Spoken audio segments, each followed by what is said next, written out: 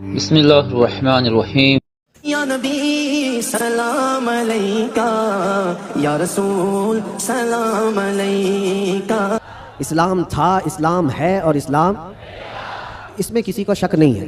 कुरान पाक में भी रब ताला ने फरमाया, युरीदून लियुत्फिऊ नूर अल्लाहि बिअफ़वाहिहिम, लोग अपने मुंह के फूंक से अल्लाह का चिराग बुझाना चाहते हैं।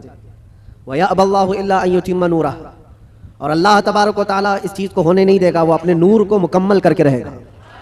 दूसरी आयत में रब ताला फरमाता है, वल्लाहु मुतिम्मु नूरिही वलौ करिहल काफिरून, अल्लाह ताला अपने इस नूर को, नूर किसको कहा गया? इस्लाम भी नूर है, कुरान भी नूर है और हुजूर की ज़ात भी नूर है। और इस नूर को रब तबारक व तआला सुबह क़यामत तक कायम रखेगा। वलौ करिहल काफिरून, काफिरों को अगरचे ये बात अच्छी ना लगती हो, किसी को अच्छी लगे ना लगे, लेकिन रब ताला इसको जिंदा रखेगा। पूरी हिस्ट्री अगर आप उठाकर देखें तो इस्लाम पर कभी ऐसा वक्त नहीं आया कि पूरे सफ़े हस्ती से इस्लाम खत्म हो गया हो, पूरा का पूरा मिट गया हो और उसके बाद फिर दोबारा इसको जिंदा किया गया हो। ऐसा कभी नहीं हुआ। हाँ, करबला जरूर हुआ है, बद्र और हुनैन भी हुए हैं, उहद और खंदक भी हुए हैं, चंगेज और ततारियों ने कत्ले आम भी किया है, तारीख में खून बहुत किया गया है, लेकिन कभी ऐसी चीज नहीं बता सकते कि पूरा का पूरा इस्लाम धरती से मिटा दिया गया, खत्म कर दिया गया। इम्पॉसिबल है, होगा भी नहीं और अब भी नहीं होगा। तो फिर आप सबको डर कर जीने की जरूरत क्या है? जब अल्लाह ने कुरान में यह वादा फरमाया कि सुबह क़यामत तक इसको रोशन रखेगा, तो नहीं मरोगे मेरे अजीज। इक्का दुक्का जो कुर्बानियां होंगी वो करबला वालों के सदक़े कबूल कर ली जाएंगी। कुर्बानियां जो होंगी, जो आज पेश की जा रही हैं, लेकिन इस्लाम था और इस्लाम है, इस्लाम रहेगा। इसकी हक्कानियत की बुनियाद पर यह जिंदा रहेगा, मुसलमानों की टोपियों से नहीं। तुम्हारे चलत फिरत की वजह से इस्लाम जिंदा रहेगा ऐसी गारंटी नहीं है। इस्लाम हक मजहब है, वो अपनी हक्कानियत की बुनियाद पर जिंदा रहेगा। कुरान अल्लाह का कलाम है, उसकी हक्कानियत की बुनियाद पर वो जिंदा रहेगा। ये तो हमारा और तुम्हारा इम्तिहान है कि हम इस पर कितने अमल करते हैं, हम इस पर कितने कारबंद रहते हैं, हम इस पर कितना यकीन करते हैं। आपसे मैं ये पूछता हूं, क्या इस्लाम के लिए जितने सीरियस हो आप, जितनी मोहब्बत करते हो, दिलो जान से चाहते हो, तो क्या इस्लाम के लिए आप हकीकत में सीरियस हो, हकीकत में मोहब्बत करते हो? अगर हकीकत में मोहब्बत करते हो तो क्या इस्लाम को अपने घर में भी पसंद करते हो? आप तो बोलेंगे कि हाँ, इस्लाम को मैं घर में पसंद करता हूँ। अपनी ज़ात पे इस्लाम को पसंद करते हो? सबसे बड़ी बात है, ये जिम्मेदारी की बात है कि जिस चीज़ से आप मोहब्बत करते हो वो चीज़ आपके घर में होना चाहिए। तो आप एक नज़र जाकर देखें कि मेरे घर में इस्लाम नज़र आता है या नहीं, मेरी औरत पर, मेरी बच्चियों पर, मेरी बहनों पर इस्लाम दिखता है कि नहीं दिखता। ये तुम्हारी जिम्मेदारी है। सड़कों पर इस्लाम जिंदाबाद के नारे लगाना और घरों से इस्लाम को दूर करना, ये नाइंसाफी है। यह हम इस्लाम के साथ नाइंसाफी कर रहे हैं। अगर आपको इस्लाम पसंद है तो अपने घर में भी पसंद हो, अपने चेहरे पर भी पसंद हो, अपने लिबास में भी पसंद हो, लेकिन जो दुगली पॉलिसी आप उसको अमल कर रहे हो कि जुबान से इस्लाम के पसंद होने का नारा लगाते हो और जब अमल के मैदान में आए तो किसी और के अमल पर चल पड़ते हो। एक बात याद रखना ऐ नौजवानों, बहुत सारी आज ऐसी हरकतें मैं देखता हूं, ट्रेंड बनता जाता है किसी सेलिब्रिटी को देखना और उसके फैन हो जाना, दुनियावी एतबार से, इस्लामी एतबार से नहीं।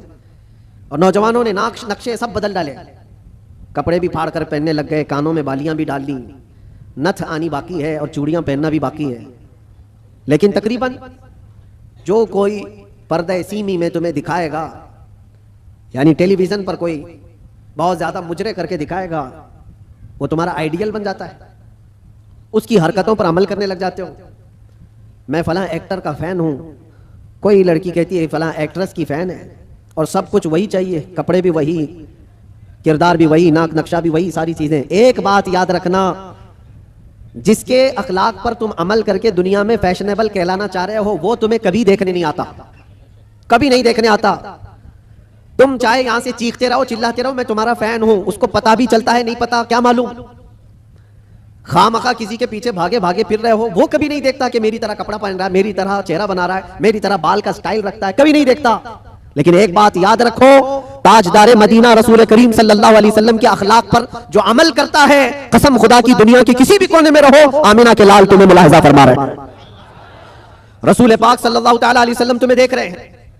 और ये बात इतनी प्यारी है, जिसको दिखाने के लिए तुम्हें करना चाहिए वो देख नहीं रहा दुनिया वाला, लेकिन रसूल मुख्तार सल्लल्लाहु तआला अलैहि वसल्लम की अगर एक सुन्नत पर कोई अमल करता है तो वो आका अपनी कब्र से देखकर मुस्कुराते हैं।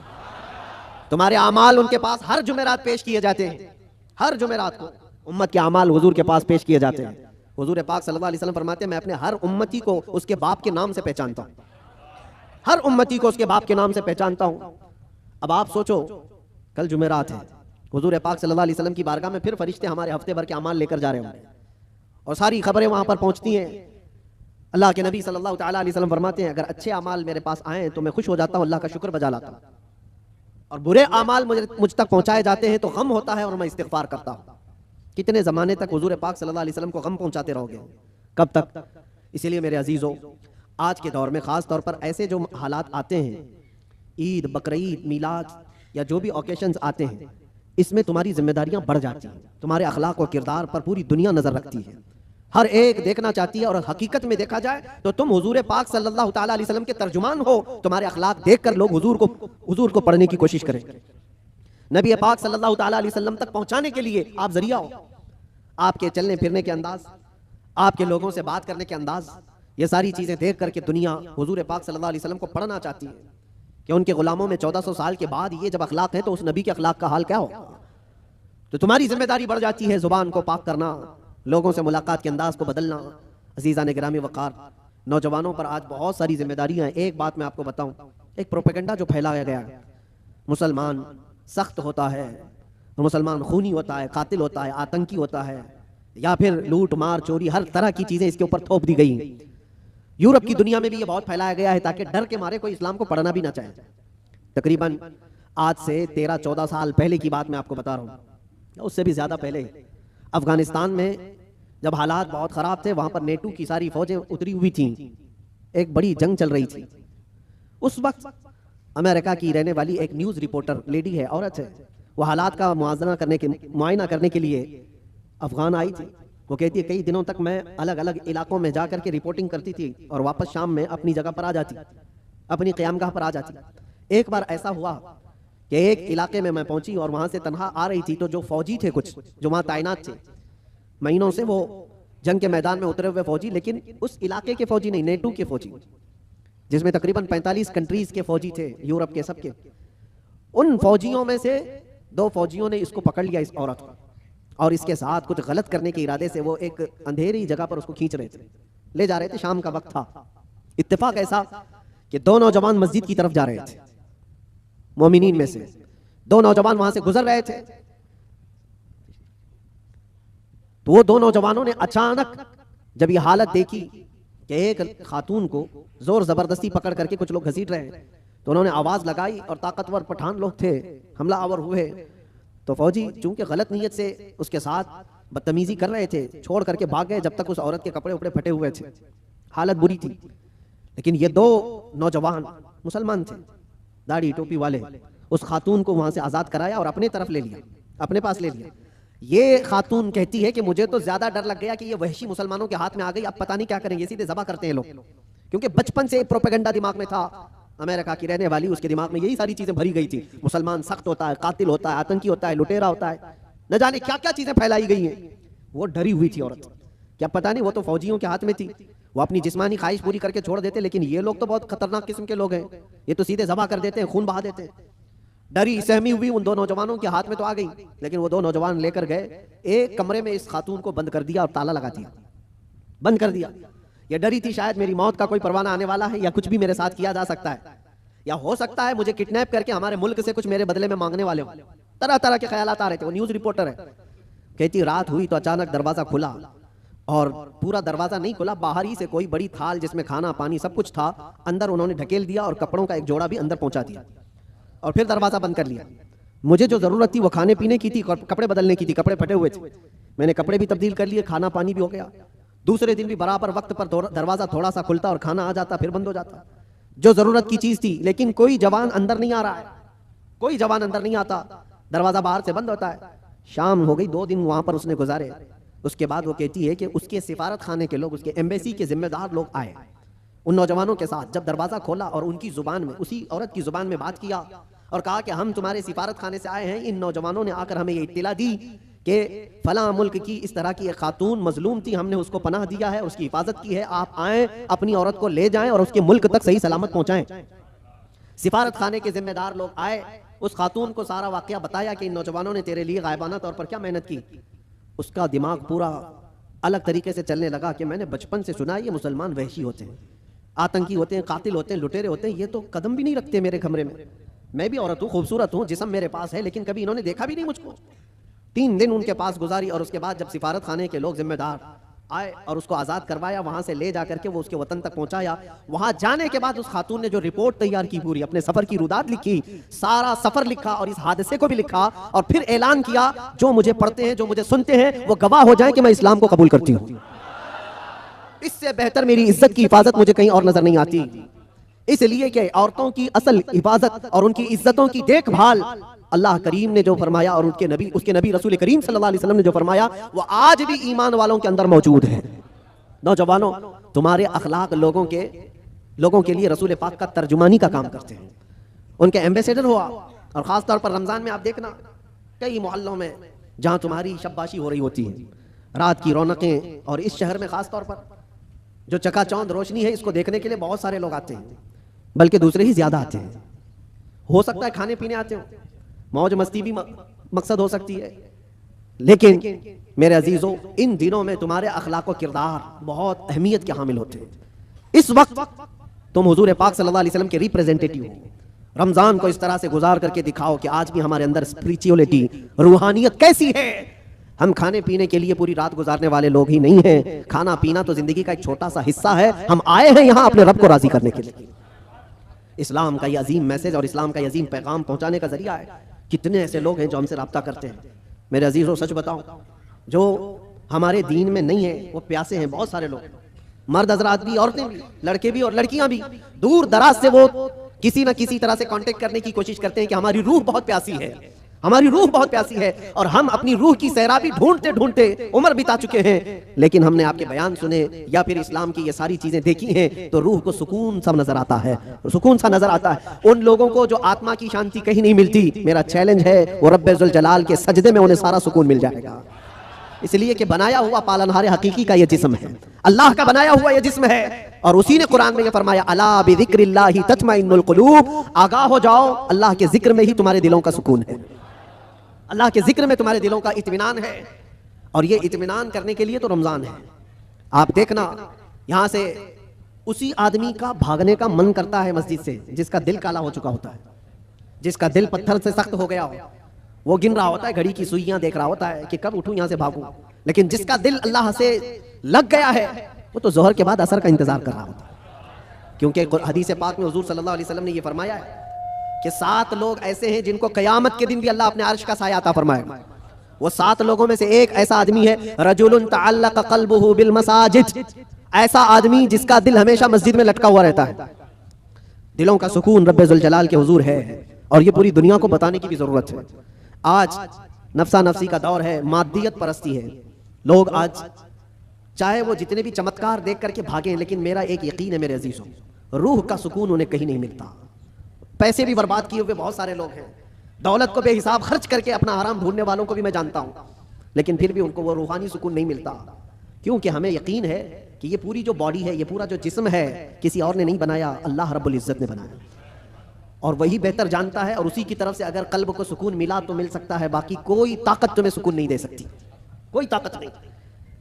कोरिया का एक शख्स बहुत मालदार, बल्कि मैं आपको बताऊं, मुल्क का ऐसा मालदार जो मुल्क की हुकूमतें बदल देता। मैं पूरे नाम के साथ तफसील में नहीं जा रहा हूं, लेकिन वो एक बहुत बड़ी मोबाइल कंपनी का मालिक, पूरी दुनिया को मोबाइल पहुंचाया, सारी चीजें किया, लेकिन उसका आखिरी वक्त आप अगर मुताला करोगे तो बेचारा ऐसा बिस्तर पर आ गया कि एक रोटी उसके हलक में नहीं जा पाती थी। उसका बेटा उसकी जगह लिया, लेकिन डॉक्टर्स की जो फीस बताई जाती है ना, जो खर्चा होता है, वो एक एक डॉक्टर को पर डे वो लोग 1 करोड़ रुपए खर्च करने को तैयार थे कि कोई इसको बिस्तर से उठाए बिठाए, माल की कोई कमी नहीं। समंदर जैसा उनके पास पैसा, उनका हिसाब ना हो, बेहिसाब। लेकिन एक शख्स को बिस्तर से उठाने के लिए वो सारी दौलत खर्चा करने को तैयार है, लेकिन कोई डॉक्टर 4 साल तक उस बंदे को उठा नहीं सका। वो कोमा की हालत में रहा। जिस हालत में रहा, 4 साल के बाद करोड़ों की फीस लेकर डॉक्टरों ने हाथ उठा दिया और कहा यह हमारे बस का काम नहीं है, खत्म हो चुका है। यहां याद रखो ऐ नौजवानों, दुनिया में कोई ताकत न तुम्हें खड़ा कर सकती है न बिठा सकती है। कुरान में रब ताला फरमाता है व इन यमसस्कल्लाहु बिदुर्रिन फला काशिफ लहू इल्ला हू व इन यमसस्क बिखैरिन फला राद्द लिफदलिही युसीबु बिही मन यशाउ मिन इबादी। ये आयत अक्सर हम जेल में भी पढ़ा करते थे। अल्लाह ताला कुरान में फरमाता है अगर अल्लाह रब्बुल इज्जत किसी को कोई मुसीबत दे दे, पूरी दुनिया मिलकर के वो मुसीबत हटा नहीं सकती, और अल्लाह किसी को नवाज दे तो पूरी दुनिया मिलकर के भी उस नवाजिश को रोक नहीं सकती, नहीं रोक सकती। और ये सारा इत्मीनान कल्ब उसी बारगाह में मौजूद है, उसी रब्बुल आलमीन की बारगाह में मौजूद है। आज तुम्हें वापस बुलाने के लिए ये मस्जिदें पुकार रही हैं, खासतौर पर रमज़ान में माहौल वैसी बन जाता है। अल्लाह ताला बंदों से इतना प्यार करता है। देखिए तुम्हारी सहूलत के लिए चांद दिखते ही शैतानों को कैद कर लिया गया कि कोई ना आए इन बंदों को बहकाने के लिए। सिर्फ शयातीन का ही नहीं, शयातीन का ही नहीं, हदीस पाक में मिलता है जो सरकश जिन्नात हैं उनको भी कैद किया जाता है। वो भी जबरदस्ती किसी पर चढ़ाई करके जो परेशान करते हैं। हिंदुस्तान में ज्यादा करते हैं लगता है, क्योंकि ये जो आसेब आते हैं, क्योंकि बाबा यहाँ ज्यादा है तो जिन्नात भी यहाँ ज्यादा है, क्योंकि हर गली में किसी बाबा की दुकान है। और जिन्नात भी यही सोच करके आते होंगे कि इनका धंधा चलने लगे यहीं से। बाकी मुल्कों में तो बहुत कम नजर आते हैं। दूसरे मुल्कों का भी हमने सफर किया है, वहाँ आसेब ज़्यादा लोग, जिन्नात जिनके ऊपर आकर के परेशान करते हैं, ऐसे पेशेंट, ऐसे मरीज बहुत कम दिखते हैं। वो मुझे अभी तक पता नहीं वजह क्या है कि जिन्नात हिंदुस्तान में ज्यादा क्यों है, जो लोगों के ऊपर चढ़ते हैं, सवार होते हैं। खैर, और अगर कोई रमजान में भी ये आसेबी मामलात का शिकार हो करके या बीमार ज़्यादा लगता है तो मुझे नहीं लगता कि हकीकत में उस पर कोई जिन्नात है। ये तो हदीस पाक में है कि जो सरकश जिन्नात हैं, चांद दिखते ही रमजान के उनको कैद कर लिया जाता है। फिर क्या चीज़ है तुम्हारे पास जो तुम्हें बहका कर ले जाए? शयातीन नहीं है, जिन्नात नहीं है, माहौल रब ताला ने साजगार करके दिया है। तुम रातें इसके क़याम करो, इसके दिन में रोजे रखो, और फिर इतना ही नहीं बल्कि ड्यूटी लगा दी गई हो कि रोजा रखना है, नमाज पढ़ना है, उस पर अजर का इतना बड़ा वादा किया गया, इतना बड़ा वादा किया गया। हदीस पाक में मिलता है मन कामा फी रमज़ान ईमानन व एहतिसाबन गुफिर लहू मा तक़द्दम मिन ज़ंबि औ कमा क़ाल रसूलुल्लाह सल्लल्लाहु अलैहि वसल्लम। जिसने रमजान की रात को क़याम किया ईमान के साथ, पीछे जो कुछ भी किया था सब अल्लाह माफ फरमाएगा, जो कुछ भी किया हो सब माफ कर दिया जाएगा। इसमें यह नहीं कहा गया है कि छोटा बड़ा अलग अलग, बल्कि जो कुछ भी उससे हुआ है अब तक अल्लाह माफ फरमाएगा। इतने बड़े अजर का वादा है। रमजान तुम्हें पाक करने के लिए आया, रमजानुल मुबारक तुम्हें रब ताला के करीब करने के लिए आया। रोजे भी फर्ज किया रब ताला ने तो यह फरमाया लअल्लकुम तत्तकून, तुम पर रोजे इसलिए फर्ज किए गए कि तुम्हें तकवा आ जाए, तुम परहेजगार बन जाओ। तो रब तबारक व तआला का यह हुक्म है। हम तो माइल बकरम है, कोई साइल ही नहीं। रोज इसकी रातों पर रब ताला निदा फरमाता है कोई मुझसे बख्शिश तलब करे मैं उसे माफ करूं। लेकिन लोग कहां पर हैं? बहुत सारे हालात ऐसे बिगड़े हुए हैं कि तुम्हारी रातें बख्शिश तलब करने की थी, तुम कैरम बोर्ड पे बैठे हुए हो, रात भर बकरे लड़ा रहे हो, मुर्गे लड़ा रहे हो, चेस खेल रहे हो, क्रिकेट के फुटबॉल के ग्राउंड सजाए जाते हैं। ये रमजान इसके लिए आता है? अफसोस है। मैं तो कहता हूं उन लोगों पर तुफ है, लानत है। रमजान को भी इंटरटेनमेंट का जरिया बना दिया। लोग तो, हमारे बुजुर्गों में पहले ये होता था, बुजुर्गों की का मतलब औलिया कामिलीन की बात नहीं कर रहा हूं, घर के बड़ों का भी हाल था। अब तक बहुत सारे घरों में रमजान के आते ही टीवी पर पूरा पर्दा डाल देते थे, चादर उड़ा देते थे। बहुत सारी चीजें, रमजान आ गया है घर की सफाई हो जाती थी, रमजान आ गया है कोई ऐसी चीजें ना रखी जाए घर के अंदर, बहुत सारे एहतमाम होता था। और तुम्हें पता है इसके एहतराम पर अल्लाह तबारक व तआला जन्नत अता फरमाता है। रोजा नहीं रखने वाले भी दिन में किसी के सामने खाते पीते नहीं थे, एहतराम की वजह से। रोजेदार को कोई हाथ नहीं लगाता था, मारता नहीं था। ये बुजुर्गों की तालीमात होती थी कि ना हाथ नहीं लगाना, मारना नहीं, रोजादार है। ये सारा एहतराम कहां चला गया? उसकी वजह यह है मेरे अजीजों कि तुम अगर इस रमजान को भी बेएहतरामी में गुजारोगे तो ये रमजान कल क़यामत के दिन तुम्हारे खिलाफ मुकदमा करेगा अल्लाह की बारगाह में कि अल्लाह मैं इसके घर गया था मगर इसने मेरी तौहीन की है, मेरी इसने बेहुरमती की है। और हुजूर पाक सल्लल्लाहु अलैहि वसल्लम फरमाते हैं क़यामत के दिन जिसके खिलाफ रमजान खड़ा हो गया उसको दोज़ख में जाना जरूरी हो जाएगा। रमजान अगर किसी के खिलाफ खड़ा हो गया तो अपने खिलाफ रमजान को खड़े होने ना दो, अपनी हिमायत में खड़े होने दो। कल रमजान आए क़यामत के दिन और तुम्हारी सिफारिश करे कि मौला ये मेरी रातों को जागता था, ये मेरे दिन को तिलावत कुरान करता था, रोजे रखता था, गुरबा और मसाकीन में खैरात करता था, तुम्हारी नेकियों की गवाही खुद रमजान देगा। और हुजूर ने यह भी फरमाया कि जिसके हक में कुरान और रमजान सिफारिश कर दे उसका जन्नत में जाना वाजिब है। अजीज़ान गिरामी वक़ार, बस मैं खुलासा कलाम सिर्फ इतना अर्ज करना चाहूंगा कि दीन जो तुम तक पहुंचा है इस चीज पर आज खास तवज्जो के साथ मैं अर्ज करना चाहता हूँ। ये बड़ी मशक्कतों के साथ तुम तक पहुंचा हुआ है। ये नहीं कि फूलों की सेज पर सज कर तुम्हारे घर में आ गया, बहुत मशक्कतें उठाई गई हैं इसके पीछे। दीन तुम्हारे घरों तक जो पहुंचा है, ये अजानें जो सलामत हैं, ये जो नमाजों की रूहानियत और ये जो नूरानियत बाकी है, इस पर बुजुर्गों की कुर्बानियां हैं, बहुत सारी कुर्बानियां हैं। इस दीन के इस असल चेहरे को बाकी रखना आज हर जवान की जिम्मेदारी है। तुम क्या समझते हो यहाँ माइक पर बैठे हुए मौलाना साहब, इनकी जिम्मेदारी है इस्लाम की तबलीग करना? बल्कि हर मुसलमान पर यह जिम्मेदारी है, वो अपने अखलाक और किरदार से इस्लाम का रिप्रेजेंटेटिव है। तुम्हारी जिम्मेदारी है इसको सही सलामत बचा रखना अपने घरों में। दूसरे क्या क्या कर रहे हैं इसकी तरफ अभी छोड़ दो, कीड़े वैसे ही मर जाएंगे। मौसम पर कीड़े आते हैं, होता है ना, कोई एक मौसम आता है बारिश से पहले बहुत कीड़े दिखते हैं, कोई इलाज ही नहीं होता। क्या किया जाए क्या किया जाए, उनका इलाज इतना ही होता है मौसम जाए तो खत्म ही होते हैं। वैसे ही इस्लाम के मुतालिक, कुरान के मुतालिक, नबी पाक सल्लल्लाहु अलैहि वसल्लम की साथ के मुतालिक हर्जा सराई करने वाले, दुश्मनी पैदा करने वाले हर जमाने में आते हैं, लेकिन उनका एक खास मौसम होता है। उसके बाद फिर इस्लाम उसी आबो ताब के साथ चमकता रहता है। इस्लाम वैसे ही चमकता रहेगा। ना इसको चंगेज हिला पाया, ना इसको हलाकू हिला पाया, ना इसको बड़े बड़े ताकतवर हिला पाए।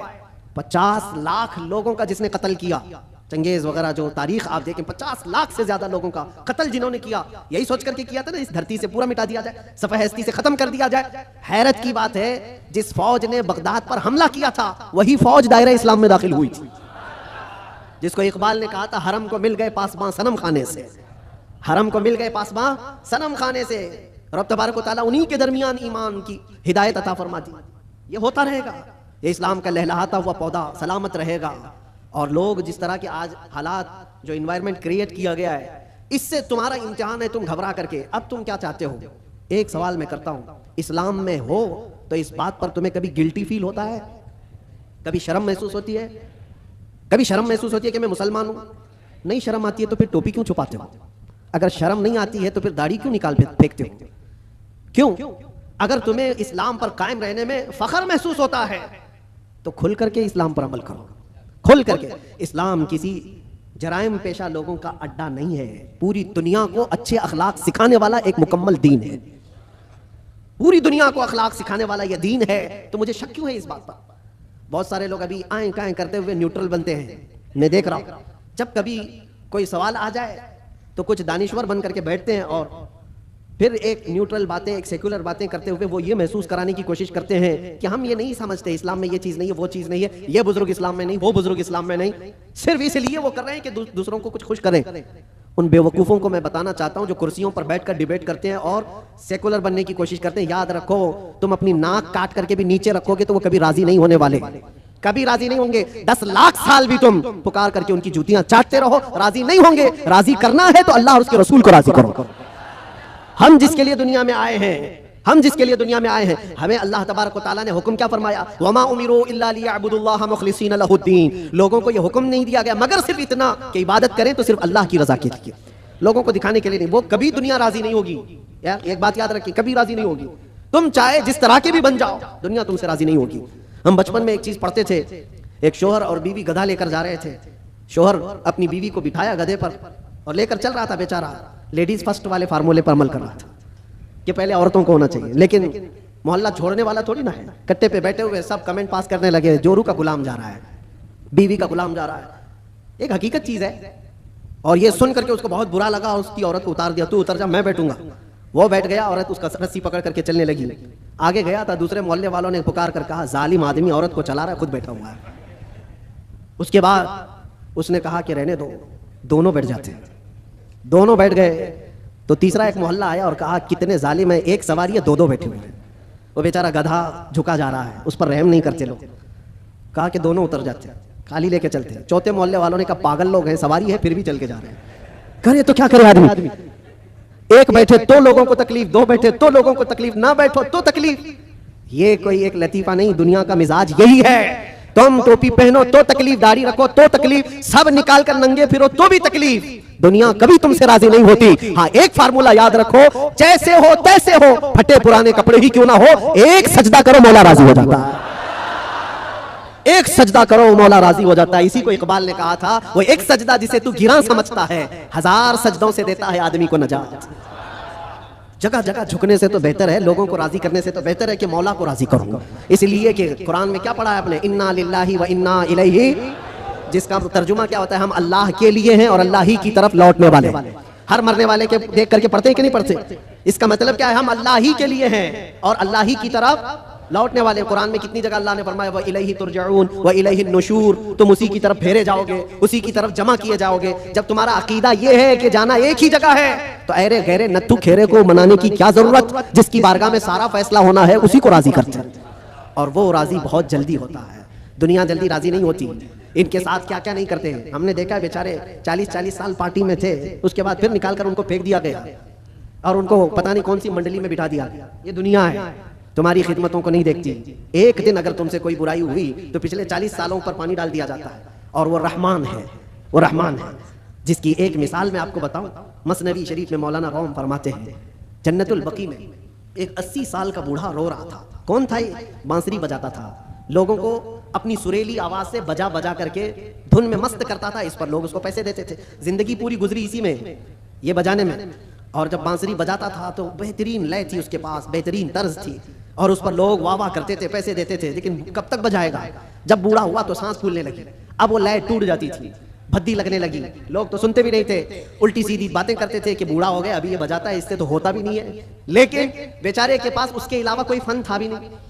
करता तो क्या करता, उसकी कमाई का एक ही जरिया था ये बांसुरी बजाना, और इसको बजा करके लोगों को खुश करता था। लेकिन जब उसने देखा कि अब दुनिया एक फूटी कोड़ी भी देने को तैयार नहीं, फाके पे फाके आ गए, मरने की हालत आ गई, 80 साल की उम्र है। ये जमाना हजरत उमर फारूक का है। उस वक्त ये बूढ़ा जन्नतुल बकी कब्रिस्तान मदीने तैयबा का आया और उस बांसुरी को अपने घुटने से तोड़ डाला, तोड़ दिया और कहा फेंक दिया। कहा ऐ खालिक कायनात, तूने मुझे पैदा किया, लेकिन अगर मेरे हिस्से में रिस्क नहीं है तो मुझे मौत दे, मैं कब्रिस्तान में खड़ा हूं। मैं अब किसी और पर बोझ ना बनूं, मैं यहीं मरूं और यहीं सो जाऊं, मुझे माफ कर दे मौला। वो रोता रहा। जब हालात का मारा हुआ आदमी मौला की बारगाह में रोता है ना तो उसका दिल भर आता है। हालात का मारा हुआ जब रोता है तो उसके रोने की आवाजें आसमानों को चीर देती हैं। तुम्हें अंदाजा नहीं, यूं ही रोने वाला अलग है, लेकिन हालात से मारा हुआ, दिल का टूटा हुआ जब रोता है तो उसकी आवाजें 7वें आसमान के ऊपर जाती हैं। रोया, बेइंतहा रोया और गिर करके वहीं सो गया। न खाना है न पानी है, कई दिनों का भूखा है। अल्लाह अकबर। ये जमाना है। हजरत उमर फारूक रदी अल्लाह ताला अन्हु मस्जिद नबवी शरीफ में है और वो पढ़ते पढ़ते हजरत उमर को ऊँग आई, और जैसे ही उनको ऊँग आई ख्वाब में रसूल पाक तशरीफ लाए। फरमाया उमर जल्दी उठो, अपने घर से खाना पानी लो और जन्नतुल बकी में अल्लाह का एक मेहमान खड़ा है, उसे खिलाओ। हजरत उमर गए, कुछ नहीं देखा, कौन है क्या है पता नहीं है, कौन है मालूम नहीं। हुक्म हुआ, घर गया, घर गए और तोशादान लिया, जो खाने पीने की चीजें मैसर थी सब लेकर के फौरन जन्नतुल बकी आए। देखा कि कौन है यहाँ पर, इतनी रात गए, कौन बंदा होगा। तलाश करते करते दरमियान में पहुंचे तो एक बूढ़े को वहां पर गश खाए हुए पड़ा हुआ देखा, उसको उठाया। जैसे ही उठाया वो कांपने लगा। वक्त का बारौब खलीफा सामने खड़ा है, वो कैसर और किसरा जिससे कांपते हैं वो उमर फारूक खड़े हैं। बूढ़ा सोचने लगा कहीं कोड़े ना पड़ जाए, मेरी सजा का कोई वक्त तो नहीं आ गया है। उमर इब्न खत्ताब सामने खड़े, कपकपी तारी थी। पूछा अमीरुल मोमिनीन क्या बात है? कहा मुझे तो नहीं पता क्या बात है, लेकिन मुझे खाना देकर भेजा गया तुझे खिलाने के लिए, तुझे खिलाने के लिए। उठ, कई दिन से तू भूखा है, कई दिन से तू प्यासा है। वो रोने लगा और उसके बाद तोशादान लिया और फिर पूछा किसने भेजा आपको खाना देकर, कौन कहा है? कहा कौन कह सकता है, हम गरीबों का आका, हम बेसहारों का सहारा, वो यतीमों का मावा व मलजा, हाँ जिसको हर उम्मती के दर्द का एहसास है, वो ख्वाब में तशरीफ लाए। अल्लाह के हुक्म से हुजूर पाक ने मुझे फरमाया है कि जा अपने घर से खाना ले जा, और अल्लाह का एक मेहमान कब्रिस्तान में खड़ा है, उसे खिला आ। इतनी बात सुननी थी, वो चीख मार करके गिरा और कहने लगा 80 साल तक मैं नाफरमानी करता रहा, 80 साल तक बांसुरी बजाता रहा, दूर भागता रहा, आज एक दिन क्या उस रहमान को मैंने पुकारा, वो 80 साल की सारी चीजों को छोड़ दिया और मेरे पेट भरने के लिए वक्त के खलीफा को भेज दिया। उस रहमान का, उस अरहमुर राहिमीन का ये मजहर है मेरे अजीजों। आप क्या समझते हैं दुनिया को मनाते रह जाओ? नहीं मानती, ये झूठी है, मक्कार है, अय्यार है, दगाबाज है।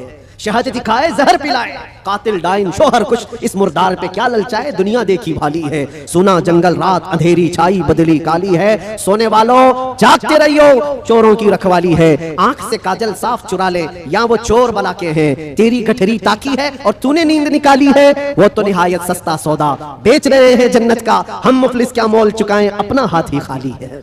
अज़ीज़ाने गिरामी वक़ार, मैं सिर्फ इतनी बात कहना चाहता हूँ कि तुम्हारे पास जो दीन का खजाना है, जो इस्लाम पहुंचा है, और ख़ास तौर पर सुन्नियों को मैं बार बार ये कहता हूँ कि तुम्हारे पास दुनिया की इतनी बड़ी दौलत है, इतनी बड़ी दौलत है जिसको आप कंपेयर नहीं कर सकते किसी और चीज़ से। उस दौलत का नाम है इश्क़ रसूल पाक। सुन्नियों के सीनों में ये मौजूद है, वो अपने नबी पाक सल्लल्लाहु अलैहि वसल्लम का नाम आता है तो अंगूठे चूम करके आंखों से लगा लेते हैं, बगैर किसी को बताए। नबी के नाम पर आज पूरी दुनिया भी, आपको पता है, नामों से रिसालत का कोई मसला आए और इस पर कोई आवाज उठे और कोई बेकाबू हो सकता है तो दुनिया को मालूम है वो सुन्नियों की जमात ही बेकाबू होती है। क्यों? इनको पता है, पूरी दुनिया जानती है कि अपने नबी पाक सल्लल्लाहु अलैहि वसल्लम के लिए जो जज्बा रखते हैं दिल के अंदर, वो ऐसा जज्बा है, जान है वो। हमारा जज्बा क्या है? जान है वो, और जान है तो, हाँ जान है हमारे लिए। और फिर हमारा मानना तो ये है, वो जो न थे तो, और वो जो ना हो तो, हमारी जिंदगी में हुजूर ना हो तो कुछ नहीं। हमारी पूरी हयात, हमारी पूरी लाइफ, ये जो खजाना तुम्हारे पास है ये बहुत कीमती है, बहुत कीमती है। इसी को आला हज़रत ने कहा है, आंख से काजल साफ चुरा लेंगे। आंख से काजल चुराया जाता है क्या? ये जो लगा हुआ शीशी का काजल है नहीं, ये इस्तिआरा है। शेर में कहा गया, मोमिनो तुम्हारे पास जो आंख का काजल है वो इश्क रसूल है, तुम्हारी आंखों का वो नूर है। और बहुत सारे भेड़िए घूम रहे हैं उसी काजल को चुराने के लिए, तुम्हारे दिलों से वो निकाल लें, तुम्हारी आंखों से वो निकाल लें। और बेचारे कितने तो बहक गए, चोरी हो गए और चोरों के हाथ में गिर गए और दिलों के अंदर से हुब्बे मुस्तफा निकलती चली गई। तो उन चोरों के हाथ ना लग जाओ, तुम अपने इश्क रसूल की हिफाजत करो। इस पे कोई कंप्रोमाइज, हुजूर पाक की इज्जत, हुजूर पाक की मोहब्बत जो तुम्हारे पास एक बहुत बड़ा खजाना है, इस पर कोई कंप्रोमाइज करोगे? नहीं करो। ये सहाबा का मसलक है, सहाबा का मजहब है। मक्का मुकर्रमा में एक सहाबी को सूली पर लटका करके कुफ्फार और मुशरिकीन ये कह रहे थे, उनके नाखूनों को पकड़ से खींच रहे थे, उनकी नाक काट रहे थे, कान काट रहे थे, होंठ काट रहे थे और आंखों में गर्म सलाइयां फेर रहे थे। और फिर कह रहे थे कि देखो तुम्हारी जगह मोहम्मद होते तो कितना अच्छा होता। तुम आराम कर रहे हो कि उनके नाम पर तुम कटे जा रहे हो, मरे जा रहे हो। साहब कट चुका था, तब जोश में वो सहाबी बोलने लगे, खबरदार मेरे जिस्म के अभी 1000 टुकड़े हो जाए मैं बर्दाश्त करूंगा, उस नबी पाक के तलवे में कांटा भी चुभे ये मुझे गवारा। ये दौलत जिसकी हिफाजत ये सहाबा का मसलक है, ये सहाबा का मजहब है, जिसके तुम अमीन हो, जिसके तुम अमानतदार हो। आज पूरी दुनिया वो चीज खींचना चाहती है। हालात जो कुछ भी हो, जब भी हुजूर पाक की मोहब्बत की बात आए, सारी चीजें एक तरफ, मेरे नबी की जात एक तरफ। और फिर मैं उसी पर आकर गुफ्तगू खत्म करता हूं। मेरे अजीजों, मनाना है तो अल्लाह और उसके रसूल को मनाओ। दुनिया कभी तुमसे न मानेगी, ये कभी नहीं मानी थी। और जिन्होंने इनकी गुलामी की है वो आज देख रहे हैं उनकी हालत क्या है। वो ऐसी हालत हो गई, धोबी का कुत्ता, न घर का न घाट का, इधर के भी नहीं रहे उधर के भी नहीं रहे। जिन्होंने गुलामी की है, इस तरह से अपनी जिंदगी ना गुजारो। कुछ तो उनको राजी करने के लिए गए थे बेचारे, नाम भी बदल लिए, कपड़े भी बदल लिए, सब कुछ करके देख लिया, लेकिन वो बड़े खूंखार लोग हैं। वो दूसरी कास्ट को बर्दाश्त नहीं करते, तुझे कहां से बर्दाश्त करें। लात मार के भगाया। कई जगहों पर ये हालात तारीख में पढ़ते आओ। इसलिए राजी करना हो तो अल्लाह उसके रसूल को राजी करो। और वो अभी मैंने वाकया बताया है, कितनी जल्दी मौला राजी होता है, कितनी जल्दी मौला राजी होता है। यहाँ तक कि एक हदीस और सुन लो, हुजूर पाक सल्लल्लाहु अलैहि वसल्लम महवे ख्वाब थे, आंखें बंद थी और उसके बाद अचानक मुस्कुराने लगे और इतनी जोर से कि आपके दंदाने मुबारक नजर आए। सहाबा ने पूछा, या रसूल अल्लाह सल्लल्लाहु अलैहि वसल्लम क्या बात है? तो हुजूर ने फरमाया, अल्लाह करीम एक मिसाल में मुझे बयान फरमा रहा है। क्या चीज़ है? हुजूर फरमाते, मैं तुमसे पूछता हूँ, सहरा में कोई आदमी अपनी ऊँटनी लेकर साजो सामान के साथ जा रहा हो, सहरा डेजर्ट में, और डेजर्ट का हाल ऐसा होता है कोई रास्ता ही नहीं मिलता, अगर भटक गया तो मौत भी हो जाती है, जिसको मौजे सुराब कहते हैं। हर तरफ चमकता हुआ पानी दिखता है और जहाँ जाता है वो रेत होती है, बालू होती है, और इसी भटकने के आलम में उसकी मौत भी हो जाती है। बहुत सारे सहरा की मौत अरब वाले जानते हैं। हुजूर पाक सल्लल्लाहु अलैहि वसल्लम साहबा से पूछते हैं, अगर कोई बंदा सहरा का सफर कर रहा है, साथ में खाना पानी और ऊँटनी साथ में सफर के सवारी है, लेकिन बीच रास्ते में एक जगह पहुंचा जहां उसे नींद आई और सो गया, उसकी ऊँटनी भी गायब और उसका साजो सामान भी खत्म। जब उठा तो परेशान। अब ये अरब के लोग बेहतर जानते हैं, सहरा में किसी के खाना पानी खत्म हो जाए, सवारी चली जाए तो उसका क्या हाल। वो बंदा जब नींद से उठा तो हर जगह ढूंढा, उसकी ऊँटनी कहीं नहीं मिली, उसका खाना पानी कहीं नहीं मिला, हर जगह से ढूंढ ढूंढ कर थक गया, मौत के करीब था, मौत के करीब था। फिर अचानक उसको नींद लगी। एक दिन गुजरा कि 2 दिन, जो भी है, मौत के करीब था, नींद आ गई। थोड़ी देर के बाद आंख खुली तो उसकी ऊँटनी भी सामने है, खाना भी सामने है। अब सुनो, ये मिसाल है। हुजूर पाक सल्लल्लाहु अलैहि वसल्लम फरमाते साहबा से, ऐ मेरे साहबा बताओ, उस सहरा में चलने वाले मुसाफिर को कितनी खुशी होगी, अपना खोया हुआ ऊँट मिल जाए, अपना खोया हुआ खाना मिल जाए, उसकी जान में जान आए, कितनी खुशी होगी। साहबा कहते हैं, या रसूल अल्लाह, उसकी जिंदगी की सबसे बड़ी खुशी है वो कि मौत के मुंह में जा चुका था, लेकिन वापस उसका खोया हुआ ऊँट भी मिला, खाना भी मिला, उसकी खुशी को तो कोई नहीं पहुंच सकता।